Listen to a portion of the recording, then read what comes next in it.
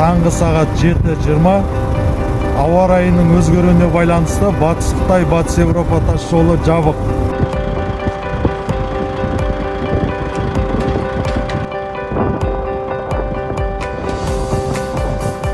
Бүгін 14 шақпан Түлкібас аудандық ішкі істер полицияларына рахмет, бізге жәрдемдесіп жолда көмектесіп жатыр. Алла қаласа қазір жол ашып. Жол тазалау жұмыстары жүріп жатыр. Жol ашылып жатса қосымша баяндаймыз. Men O'zbekiston Respublikasidanman.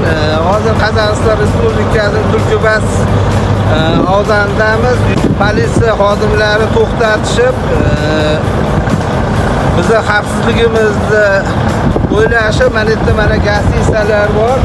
Gastisaning oldida stanka, kafe, dush, hamma narsasi bor. Shu yerga to'xtatib, hammamizni xavfsizligimizni hisobga olishib, bular hozir chetda to'xtatishib, yo'llar tayyor, yurishga umuman iloji yo'q. Shamol pulga bo'lyapti. Endi bularga rahmat og'a. Sizlarga rahmat, katta rahmat. Politsiya xodimlariga rahmat. Tulkibas жол жабық. Полиция қызметкерлеріне рахмет. Автобусты қылып, бізді жылы жерге орналастырды. Баба ауылы Мұхтар мешітінде. Жылы күн жарысы орналастырылды.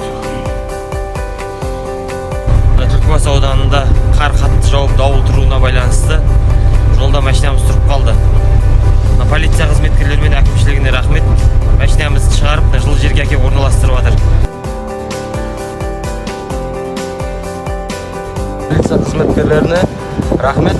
Мына қонақ үйдің алдына келіп, мына жерді көктайғақ боранда тоқтатып, бәрін жақсы жұмыс істеп жатқанына толады көңіл. Рахмет соған. Бүгін 15 ақпан 2022 жыл.